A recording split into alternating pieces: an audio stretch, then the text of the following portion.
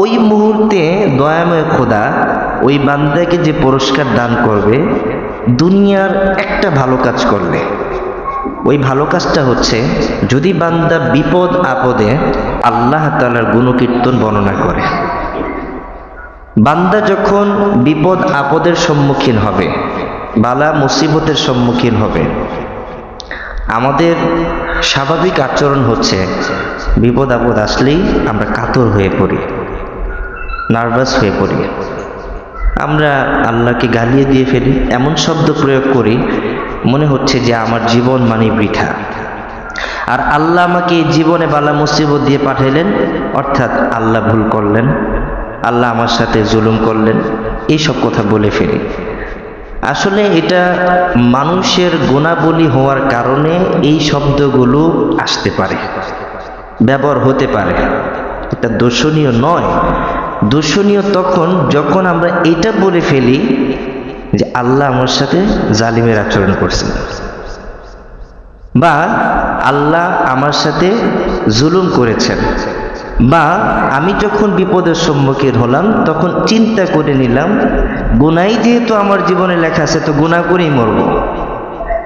যখন বান্দা একটু ব্যতিক্রম হয়ে নিজেকে গুনাহের দিকে আরো গভীরভাবে নিয়ে যায়, আল্লাহর পথ থেকে নিজেকে বিমুখ করে ফেলে, তখনই বান্দার জন্য ক্ষতি।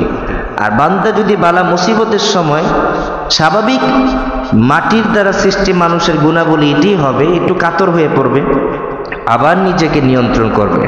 তো নিয়ন্ত্রণ করার ক্ষমতা শক্তি আল্লাহ আমাদেরকে দিচ্ছেন না? অবশ্যই দিচ্ছেন। এখন যদি সেখানে নিয়ন্ত্রণ না করে আমি বরঞ্চ গুনাহের দিকে আরো বেশি দৌড়াই, আল্লাহ থেকে বিমুখ হয়ে যাই, তখন আল্লাহকে জালিম বলার আর সুযোগ থাকে না। তো বান্দা যখন নিজেকে গভীরে নিয়ে যাবে, গুনাহের দিকে নিয়ে যাবে, তখনই বান্দার বিপদ। তো বান্দা যখন কিয়ামতের ময়দানে যাবে, উঠবে, তখন দেখবে আল্লাহর কোনো ক্ষতির সুযোগ নাই, আল্লাহর ক্ষতি হচ্ছে না, সব ক্ষতি আমারই। দুনিয়াতে বান্দা যেটা চিন্তা করে গেছে, দেখবে উল্টা তার চিন্তা বাস্তবায়িত হয়েছে। অর্থাৎ এখানে যেটা চিন্তা করছে সেখানে গিয়ে দেখবে তার চিন্তা ফলস, তার চিন্তাটা সত্য ছিল না, ফলস ছিল, মিথ্যা ছিল, ভুল ছিল।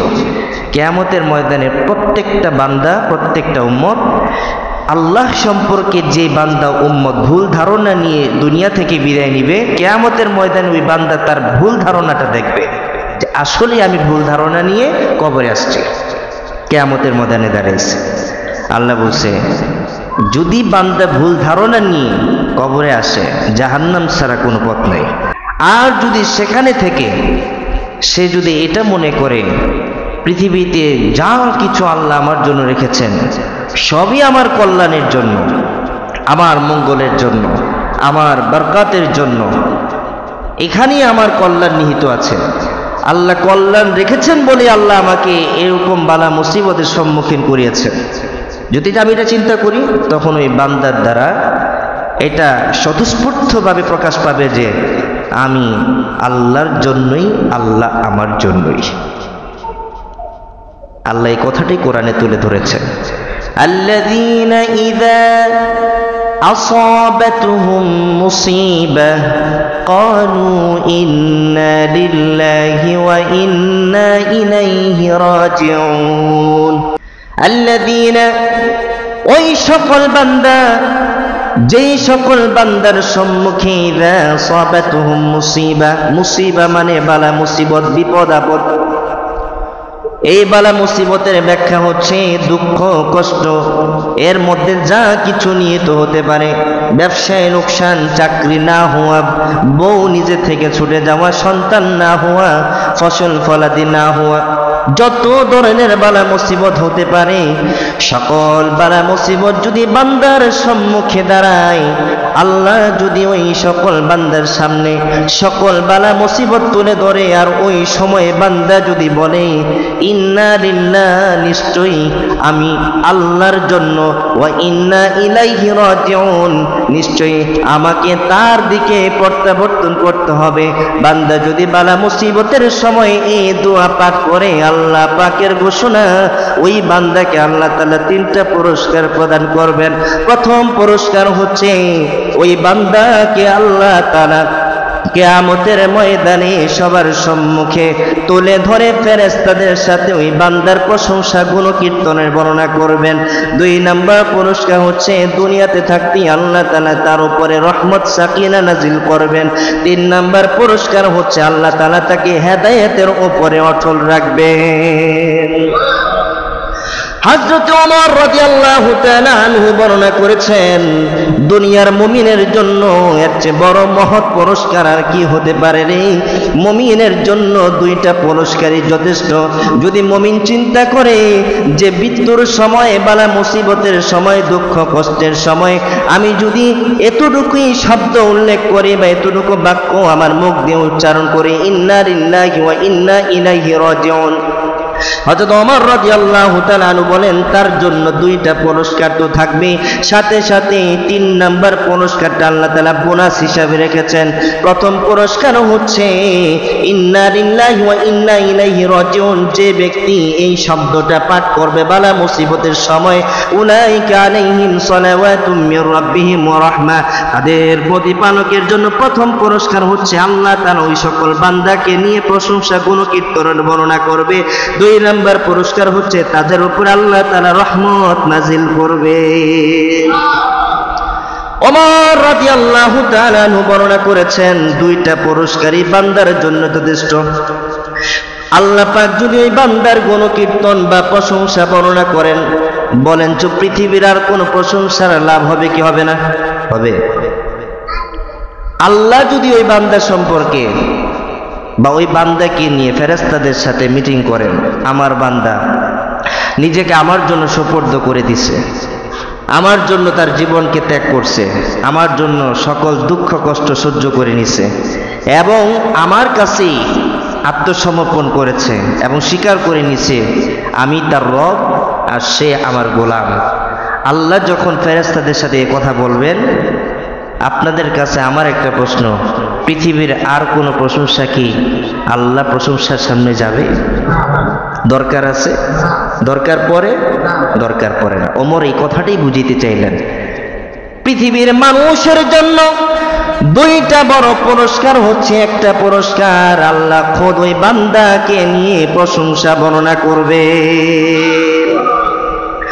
2 নম্বর পুরস্কার হচ্ছে উলাইকা আলাইহিম সালাওয়াতুম মির রাব্বিহিম ওয়া রাহমা, প্রশংসা তো করবেনই, সাথে সাথে আল্লাহ তাআলা তাকে রহমত দান করবেন, বারাকা দান করবেন। অর্থাৎ বিপদ আপদ দিয়ে যে জিনিসটা আল্লাহ তাআলা তার থেকে কেড়ে নিয়েছেন, যে মূল্যবান সময়টা তার থেকে ছুটে গিয়েছে, যে কারণে বান্দা কষ্ট পেয়েছে, ওই একটা মাত্র বাক্য পাঠ করার কারণে আল্লাহ তাআলা তাকে 2 নম্বর পুরস্কার যেটা চলে গিয়েছে তার চেয়ে দ্বিগুণ নিয়ামত আল্লাহ তাকে প্রদান করবে। ওমর রাদিয়াল্লাহু তাআলা আনহু এবার একটু আগ বাড়ায়া বলেন, 2টা পুরস্কার তো আল্লাহ তাআলা তার জন্য উল্লেখ করে দিলেনই, সাথে সাথে 3 নম্বর পুরস্কারটা হচ্ছে ওয়া উলাইকা হুমুল মুহতাদুন, ওই সকল বান্দারাই হেদায়েতের উপরে আছে, ওরাই হেদায়েতের উপরে আছে। হেদায়েত বলতে কি বোঝায়? সহজ কথায় বুঝি, হেদায়েত বলতে বোঝায় যে দুনিয়ার সব কিছু সহ্য করে নিজেকে এখনো পর্যন্ত আল্লাহর জন্য প্রস্তুত রাখছে।